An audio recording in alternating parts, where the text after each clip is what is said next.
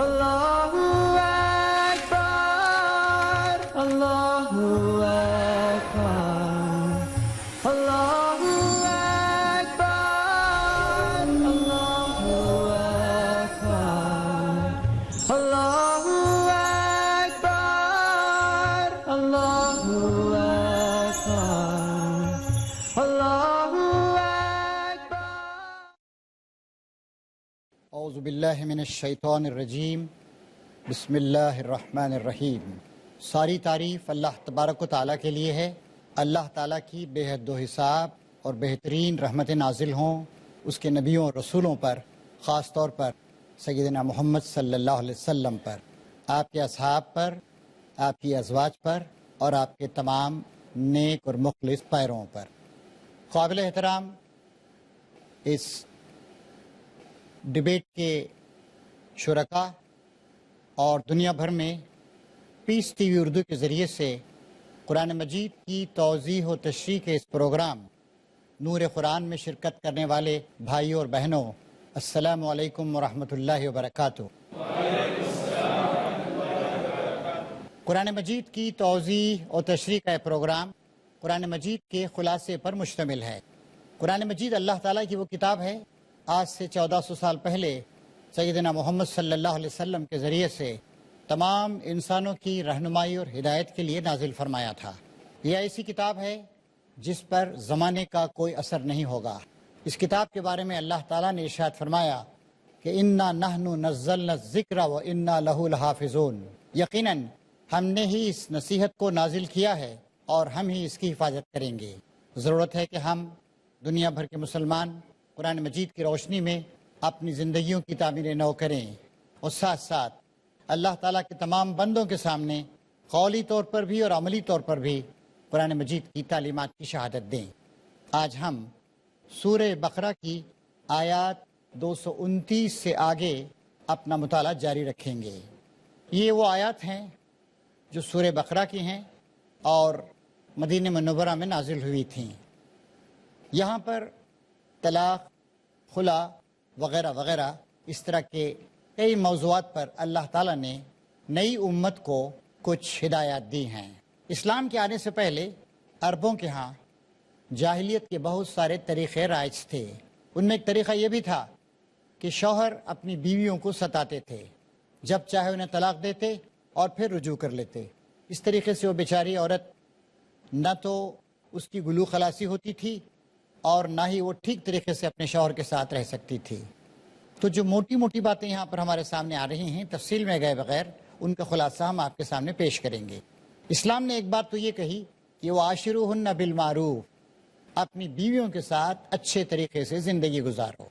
پھر یہ بات ارشاد فرمائی کہ ہو سکتا ہے وہ تمہیں ناپسند ہوں لیکن ان کے اندر قابل پسند چیزیں بھی ہیں، لہٰذا تمہیں ان کے ساتھ اچھا سلوک کرنا چاہیے۔ اور فرمایا واللہ یعلم وانتم لا تعلمون، اللہ تعالیٰ جانتا ہے تم نہیں جانتے ہو۔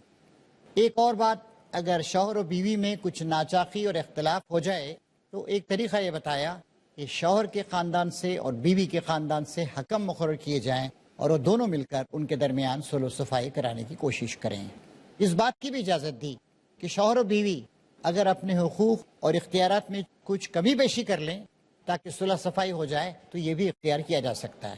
اس کے بعد بھی اگر شوہر و بیوی ساتھ نہیں رہ سکتے تو اللہ تعالیٰ نے شوہر کو اختیار دیا طلاق کا اور بیوی کو اختیار دیا خلا لینے کا۔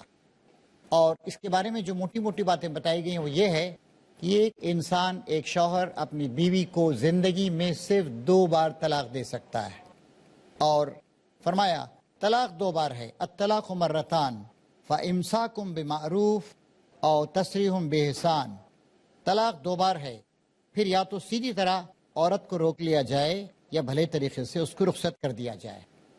طلاق کا ایک شریفانہ طریقہ بتایا گیا۔ آدمی سوچ سمجھ کر غور و فکر کرنے کے بعد طہر کی حالت میں، یعنی عورت ماہواری اور حیض کی حالت میں نہیں ہو، اور اس دوران میں اس طہر کی پاکیزگی کی حالت میں شوہر نے اس سے جنسی تعلق بھی قائم نہ کیا ہو، ایسی صورت میں وہ 1 طلاق دے دے۔ اور جو عدت کی مدت ہے اس میں عورت شوہر کے گھر ہی پہ رہے گی، گھر سے نکالا نہیں جائے گا، اور اگر چاہے تو عدت کی مدت میں وہ پھر رجوع کر سکتا ہے۔ لیکن اس طریقے سے شوہر زندگی میں طلاق کا حق صرف 2 بار استعمال کر سکتا ہے۔ اگر تیسری بار کبھی اس نے 1 سال 2 سال 5 سال 10 سال کے بعد کبھی بھی تیسری بار اس نے اپنی طلاق کا حق استعمال کیا تو پھر وہ بیوی ہمیشہ ہمیشہ کے لیے اس سے الگ ہو جائے گی۔ اور اللہ تعالیٰ نے اس سلسلے میں فرمایا حدود الہی سے تجاوز نہ کرو، حدود الہی سے تجاوز کرنے والے ظالم ہیں۔ اس طرح کی نصیحتیں بار بار ان احکام کے درمیان میں اللہ تعالیٰ نے مومنوں کو کی ہیں۔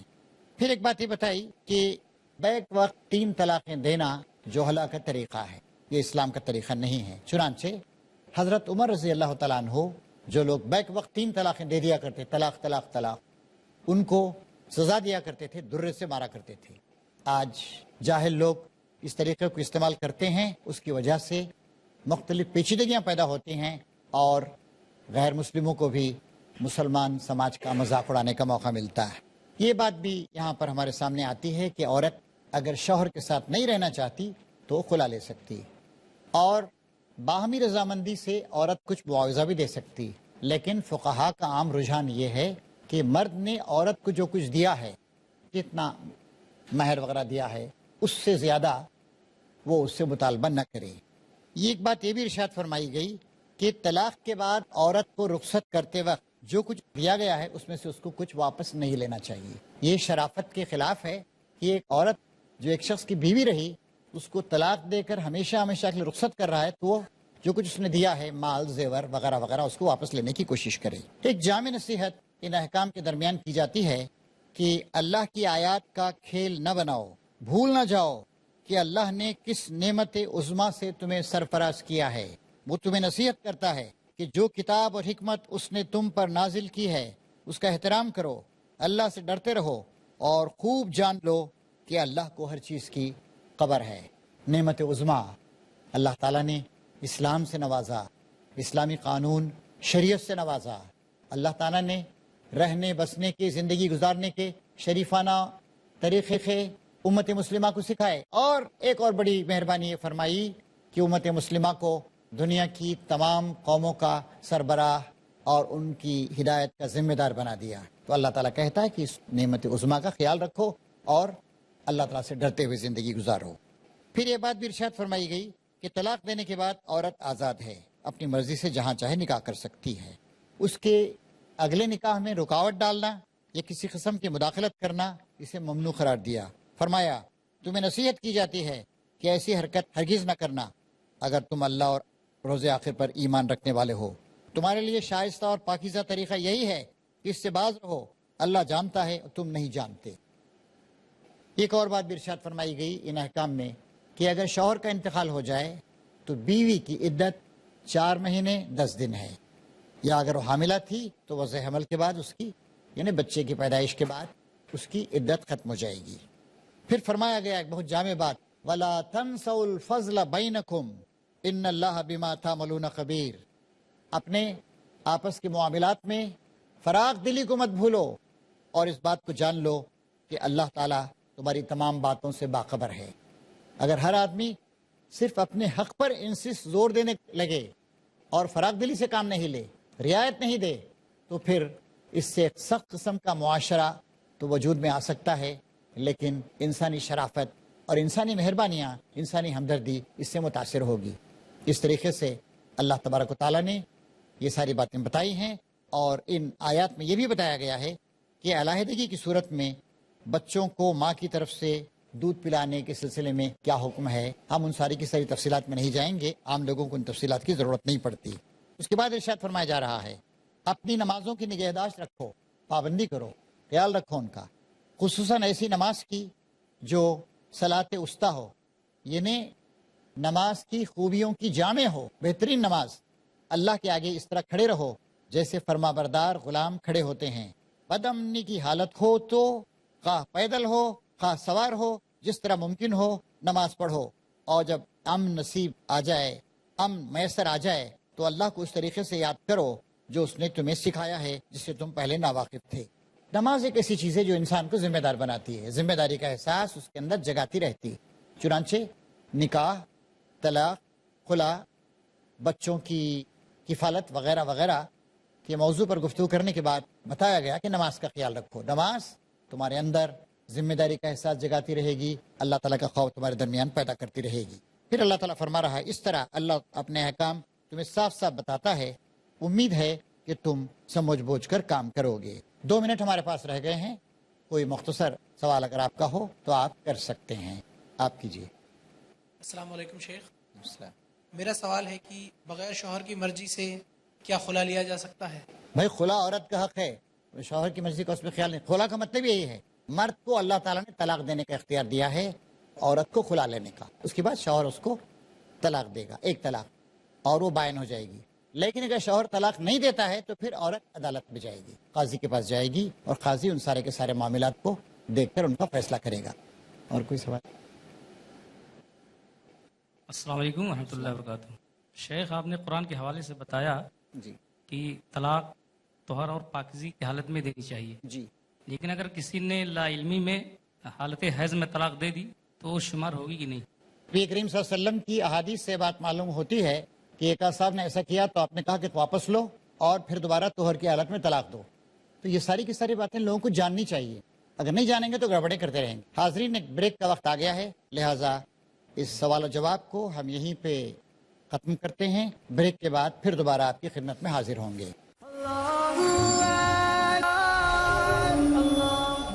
محترم حاضرین و ناظرین، بریک کے بعد دوبارہ گفتگو جاری رہے گی۔ اس کے بعد کی جو آیات آ رہی ہیں سورہ بقرہ کی، یعنی کہ آیت نمبر 243 سے، یہ جنگ بدر کے بعد کے زمانے میں نازل ہوئی تھیں۔ اس موقع پر جنگ بدر میں نبی کریم صلی اللہ علیہ وسلم کو جو کامیابی ہوئی تھی، اس کی وجہ سے سارے دشمنوں کے کان کھڑے ہو گئے تھے، اور یہودیوں کی دشمنی میں بھی اضافہ ہوتا جا رہا تھا۔ اس وقت اللہ تعالیٰ نے، یہ ابھی بات کی آیت میں آپ دیکھیں گے، اللہ تعالیٰ نے مسلمانوں پہ زور دیا ہے کہ وہ جہاد کے لیے تیار رہیں، وہ جنگ کے لیے تیار رہیں، اور اپنا مال اللہ تعالیٰ کے راستے میں اللہ کے دین کی مضبوطی کے لیے اور کار جہاد کے لیے زیادہ سے زیادہ خرچ کریں۔ بنی اسرائیل کی مثالیں دی جا رہی ہیں۔ تم نے ان لوگوں کے حال پر بھی غور کیا جو موت کے ڈر سے اپنے گھر بار چھوڑ کر نکلے تھے اور ہزاروں کی تعداد میں تھے؟ اللہ نے ان سے فرمایا مر جاؤ، پھر اس نے ان کو دوبارہ زندگی بخشی۔ حقیقت یہ ہے کہ اللہ انسان پر بڑا فضل فرمانے والا ہے، مگر اکثر لوگ شکر ادا نہیں کرتے۔ یہ بات بتانے کے بعد کہا جا رہا ہے مسلمانوں، اللہ کی راہ میں جنگ کرو اور خوب جان رکھو کہ اللہ سننے والا اور جاننے والا ہے۔ پھر چونکہ خرچ کی ضرورت تھی اللہ تعالیٰ کے راستے میں، تم میں کون ہے جو اللہ کو قرض حسن دے، اچھا قرض، تاکہ اللہ اسے کئی گنا بڑا چڑھا کر واپس کرے؟ گھٹانا بھی اللہ کے اختیار میں ہے اور بڑھانا بھی، اور اسی کی طرف تمہیں پلٹ کر جانا ہے۔ اور پھر ایک دوسری بات بیان کی جا رہی ہے، تم نے اس معاملے پر بھی غور کیا جو موسیٰ کے بعد سرداران بنی اسرائیل کو پیش آیا تھا؟ انہوں نے اپنے نبی سے کہا ہمارے لیے ایک بادشاہ مقرر کر دو تاکہ ہم اللہ کی راہ میں جنگ کریں۔ یہ موسیٰ علیہ السلام کے تقریباً 300 سال بعد۔ اس وقت یہودیوں کی یا بنی اسرائیل کی حکومت کمزور ہو گئی تھی، اور آس پاس کے علاقوں کی قومیں ان پہ چڑھ دوڑی تھیں، خاص کر عمالقہ ایک قوم تھی، وہ ان کو بہت زیادہ ستا رہی تھی، ان کے بہت سارے علاقوں پر اس نے قبضہ کر لیا تھا۔ اس وقت سموئیل علیہ السلام نبی تھے ان کے، انہوں نے پوچھا کہیں ایسا تو نہ ہوگا کہ تم کو لڑائی کا حکم دیا جائے اور تم پھر نہ لڑو؟ وہ کہنے لگے بھلا یہ کیسے ہو سکتا ہے کہ ہم راہ خدا میں نہ لڑیں، جبکہ ہمیں اپنے گھروں سے نکال دیا گیا ہے اور ہمارے بال بچے ہم سے جدا کر دیے گئے ہیں؟ مگر جب ان کو جنگ کا حکم دیا گیا تو یہ ایک چھوٹی تعداد کے سوا وہ سب پیٹ پھیر گئے، اور اللہ ان میں سے ایک ایک ظالم کو جانتا ہے۔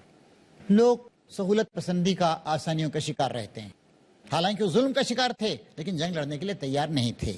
ان کے نبی نے ان سے کہا، انہوں نے کہا کہ ہمارے لیے ایک بادشاہ مقرر کر دیجئے۔ تو حضرت سموئیل علیہ السلام جو بہت معمر ہو گئے تھے، انہوں نے کہا طالوت کو اللہ تعالیٰ نے تمہارے لیے بادشاہ مقرر کیا ہے۔ یاد رہے کہ موسیٰ علیہ السلام کے تقریباً 300 سال کے بعد کا واقعہ ہے اور فلسطین کے علاقے میں ہو رہا ہے۔ یہ سن کر وہ بولے ہم پر بادشاہ بننے کا کیسے حقدار ہو گیا؟ اس کے مقابلے میں بادشاہی کے ہم زیادہ مستحق ہیں، وہ تو کوئی بڑا مالدار آدمی نہیں ہے۔ لوگوں کے معیارات، لوگ تقویٰ صلاحیت کو دیکھنے کے بجائے مالداروں سے متاثر ہوتے ہیں۔ نبی نے جواب دیا، حضرت سموئیل نبی نے، اللہ نے تمہارے مقابلے میں اسی کو منتخب کیا ہے اور اس کو دماغی اور جسمانی دونوں قسم کی اہلیتیں فراوانی کے ساتھ عطا فرمائی ہیں، اور اللہ کو اختیار ہے کہ اپنا ملک جسے چاہے دے۔ اللہ بڑی وسعت رکھتا ہے، سب کچھ اس کے علم میں ہے۔ پھر طالوت کو جب بادشاہ مقرر کر دیا گیا وہ اپنا لشکر لے کے چلا تو اس نے کہا ایک دریا پر اللہ کی طرف سے تمہاری آزمائش ہونے والی ہے، جو اس کا پانی پیے گا وہ میرا ساتھی نہیں ہے، میرا ساتھی صرف وہ ہے جو اس سے پیاس نہ بجھائے۔ ہاں ایک آدھ چلو کوئی پی لے تو پی لے، مگر ایک قلیل گروہ کے سوا وہ سب اس دریا سے سیراب ہوئے۔ چونکہ قوم کے اندر غلامی گھر کر گئی تھی، اس لیے طالوت نے کہا کہ تمہاری آزمائش ہے، جس دریا سے گزرنے پانی نہیں پینا، ایک آدھ چلو پی سکتے ہو بس، لیکن اکثر لوگ پیٹ بھر کے انہوں نے پانی پیا۔ جب طالوت اور اس کے ساتھی مسلمان دریا پار کر کے آگے بڑھے تو انہوں نے طالوت سے کہہ دیا آج ہم میں جالوت اور اس کے لشکروں کا مقابلہ کرنے کی طاقت نہیں ہے۔ بزدلی، لیکن جو لوگ یہ سمجھتے تھے کہ انہیں ایک دن اللہ سے ملنا ہے، جو موت سے ڈرتے نہیں تھے، جن کو آخرت کا یقین تھا، قربانی دینے کے لیے تیار تھے، انہوں نے کہا بارہا ایسا ہوا ہے کہ ایک قلیل گروہ اللہ کے اذن سے ایک بڑے گروہ پر غالب آ گیا، اللہ صبر کرنے والوں کے ساتھ ہے۔ اس کے بعد جب وہ جالوت اور اس کے لشکروں کے مقابلے پر نکلے تو انہوں نے دعا کی اے ہمارے رب ہم پر صبر کا فیضان کر، ربنا افرغ علینا صبرا وثبت اقدامنا وانصرنا علی القوم الکافرین، اے ہمارے رب ہم پر صبر کا فیضان کر، ہمارے قدم جما دے اور اس کافر گروہ پر ہمیں فتح نصیب کر۔ آخرکار اللہ کے اذن سے انہوں نے کافروں کو مار بھگایا اور داؤد نے جالوت کو قتل کر دیا اور اللہ نے اسے سلطنت اور حکمت سے نوازا اور جن جن چیزوں کا چاہا اس کو علم دیا۔ اب اللہ تعالیٰ ایک اصولی باتیں بیان فرما رہا ہے، اگر اللہ تعالیٰ اس طرح انسانوں کے ایک گروہ کو دوسرے گروہ کے ذریعے سے ہٹاتا نہ رہے تو زمین کا نظام بگڑ جاتا، لیکن دنیا کے لوگوں پر اللہ کا بڑا فضل ہے کہ وہ اس طرح دفع فساد کا انتظام کرتا ہے۔ دنیا میں مختلف طاقتیں آتی ہیں، لیکن کبھی بھی کسی بھی قوم یا کسی بھی طاقت کو اتنی زیادہ دیر تک رہنے نہیں دیا جاتا ہے کہ بس وہی لوگوں کے سینوں پر مونگ دلتی رہے۔ یہ سب باتیں اس لیے بتائی جا رہی ہیں کہ مسلمانوں کو عرب کے آس پاس کے جو قبائل ہیں، جو جاہل ہیں، جو جنگلی ہیں، جو سیویج ٹائپ کے ہیں، نیم متمدن ہیں، اور بعد میں دنیا بھر میں جو قومیں ریزسٹ کریں گی ان سب کے ساتھ جنگ کر کے اللہ تعالیٰ کے دین کو، اس کی نعمتوں کو ساری دنیا میں پھیلانا ہے۔ سورہ بقرہ کی آیات 229 سے آگے اپنا مطالعہ جاری رکھیں گے۔ یہ وہ آیات ہیں جو سورہ بقرہ کی ہیں اور مدینہ منورہ میں نازل ہوئی تھیں۔ یہاں پر طلاق، خلا وغیرہ وغیرہ اس طرح کے کئی موضوعات پر اللہ تعالیٰ نے نئی امت کو کچھ ہدایات دی ہیں۔ اسلام کے آنے سے پہلے عربوں کے ہاں جاہلیت کے بہت سارے طریقے رائج تھے۔ ان میں ایک طریقہ یہ بھی تھا کہ شوہر اپنی بیویوں کو ستاتے تھے، جب چاہے انہیں طلاق دیتے اور پھر رجوع کر لیتے۔ اس طریقے سے وہ بیچاری عورت نہ تو اس کی گلو خلاصی ہوتی تھی اور نہ ہی وہ ٹھیک طریقے سے اپنے شوہر کے ساتھ رہ سکتی تھی۔ تو جو موٹی موٹی باتیں یہاں پر ہمارے سامنے آ رہی ہیں، تفصیل میں گئے بغیر ان کا خلاصہ ہم آپ کے سامنے پیش کریں گے۔ اسلام نے ایک بات تو یہ کہی کہ وَعَاشِرُوهُنَّ بِالْمَعْرُوفِ، اپنی بیویوں کے ساتھ اچھے طریقے سے زندگی گزارو۔ پھر یہ بات ارشاد فرمائی کہ ہو سکتا ہے وہ تمہیں ناپسند ہوں لیکن ان کے اندر قابل پسند چیزیں بھی ہیں، لہٰذا تمہیں ان کے ساتھ اچھا سلوک کرنا چاہیے۔ اور فرمایا وَاللَّهُ يَعْلَمُ وَأَنْتُمْ لَا تَعْلَمُونَ، اللہ تعالیٰ جانتا ہے تم نہیں جانتے ہو۔ ایک اور بات، اگر شوہر و بیوی میں کچھ ناچاقی اور اختلاف ہو جائے تو ایک طریقہ یہ بتایا کہ شوہر کے خاندان سے اور بیوی کے خاندان سے حکم مقرر کیے جائیں اور وہ دونوں مل کر ان کے درمیان صلح و صفائی کرانے کی کوشش کریں۔ اس بات کی بھی اجازت دی کہ شوہر و بیوی اگر اپنے حقوق اور اختیارات میں کچھ کمی بیشی کر لیں تاکہ صلح صفائی ہو جائے تو یہ بھی اختیار کیا جا سکتا ہے۔ اس کے بعد بھی اگر شوہر و بیوی ساتھ نہیں رہ سکتے تو اللہ تعالیٰ نے شوہر کو اختیار دیا طلاق کا اور بیوی کو اختیار دیا خلا لینے کا۔ اور اس کے بارے میں جو موٹی موٹی باتیں بتائی گئی ہیں وہ یہ ہے، پھر اللہ تعالیٰ فرما رہا ہے کہ یہ اللہ کی آیات ہیں جو ہم تمہیں ٹھیک ٹھیک سنا رہے ہیں، اور تم یقیناً ان لوگوں میں سے ہو جو رسول بنا کر بھیجے گئے ہیں۔ یہ رسول جو ہماری طرف سے انسانوں کی ہدایت پر معمور ہوئے ہیں، ہم نے ان کو ایک دوسرے سے بڑھ چڑھ کر مرتبے عطا کیے۔ ان میں کوئی ایسا تھا جس سے اللہ خود ہم کلام ہوا، کسی کو اس نے دوسری حیثیتوں سے بلند درجے دیے، اور آخر میں عیسیٰ ابن مریم کو روشن نشانیاں عطا کیں اور روح القدس، روح پاک سے اس کی مدد کی۔ اگر اللہ چاہتا تو ممکن نہ تھا کہ ان رسولوں کے بعد جو لوگ روشن نشانیاں دیکھ چکے تھے وہ آپس میں لڑتے، مگر اللہ کی مشیت یہ نہ تھی کہ وہ لوگوں کو جبراً اختلاف سے روکے۔ اس وجہ سے انہوں نے باہم اختلاف کیا، پھر کوئی ایمان لایا اور کسی نے کفر کی راہ اختیار کی، ہاں اللہ چاہتا تو وہ ہرگز نہ لڑتے، مگر اللہ جو چاہتا ہے کرتا ہے۔ اب لوگوں کے ذہنوں میں ایک سوال پیدا ہوتا ہے کہ انبیاء کرام آئے، ان کی باتوں کو کچھ لوگوں نے مانا، کچھ لوگوں نے نہیں مانا، اور پھر کچھ لوگوں نے جنگیں لڑی، ایسا کیوں ہو رہا ہے؟ ایسا کیوں نہیں ہوا کہ حق آیا اور چھا گیا اور باطل ختم ہو گیا؟ اس کا جواب اللہ تعالیٰ یہ دے رہا ہے کہ اللہ تبارک و تعالیٰ لوگوں کو آزما رہا ہے۔ اللہ تعالیٰ کے لیے بات بالکل ممکن تھی کہ نبی آتے، سب لوگ ان کی بات مان لیتے اور سب فرما بردار ہو جاتے، لیکن لوگوں کی آزمائش، کون اللہ کے نبی کی بات کو مانتا ہے، کون کٹھجتی سے اور ہٹ دھرمی سے کام لیتا ہے، کون اللہ کے نبی کا ساتھ دیتا ہے اور کتنا دیتا ہے، کون اللہ تعالیٰ کے نبی کی مخالفت کرتا ہے۔ ورنہ اللہ تعالیٰ اگر چاہتا تو، جس لیے کہ کائنات میں کہیں کوئی گڑبڑ نہیں ہے، ہر چیز سموتھلی ٹھیک ٹھاک چل رہی ہے، فرشتے اللہ تعالیٰ کی مکمل طور سے اطاعت کر رہے ہیں، انسانوں کو اللہ تعالیٰ ایسے بنا دیتا کہ بس ایک نبی کو بھیج دیا، انہوں نے تعلیمات پیش کی، لوگوں نے مان لیا اور سب کچھ ٹھیک ٹھاک ہو گیا۔ لیکن زندگی کا مقصد ہی آزمائش ہے، تو اللہ تعالیٰ اس طرح بتا رہا ہے کہ ہم نے مختلف انبیاء کرام کو اس طرح مختلف اوقات میں بھیجا، اور اب نبی کریم صلی اللہ علیہ وسلم جو آئے ہیں اس وقت بھی لوگوں کی آزمائش ہو رہی ہے کہ کون اللہ کے نبی کا ساتھ دیتا ہے، کون اللہ کے نبی کا ساتھ نہیں دیتا ہے۔ جو اللہ کے نبی کا ساتھ دیں گے وہ کامیاب ہوں گے، اور جو اللہ کے نبی کا ساتھ نہیں دیں گے وہ ناکام ہوں گے۔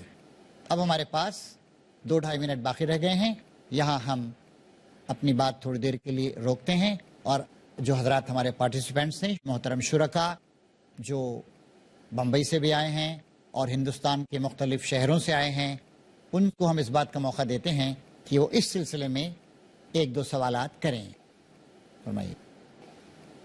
السلام علیکم ورحمۃ اللہ وبرکاتہ۔ شیخ، قرض دینا، اللہ کو قرض دو، اس کی تشریح کر دیجیے۔ اللہ تعالیٰ بندوں سے قرض مانگتا ہے، یہ اللہ تعالیٰ کا بندوں کو نوازنے کا انداز۔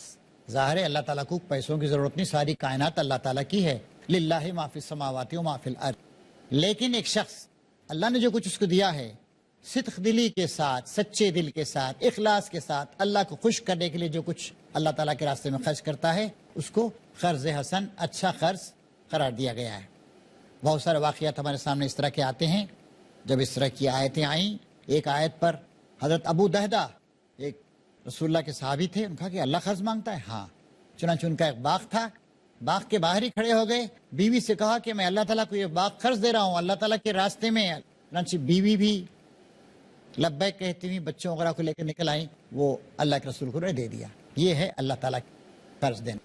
محترم ناظرین، اختتام پر ہم پہنچ گئے ہیں، ہم اس ایپیسوڈ کو یہیں پر ختم کرتے ہیں، انشاءاللہ آئندہ پھر کبھی ملاقات ہوگی۔ اللہ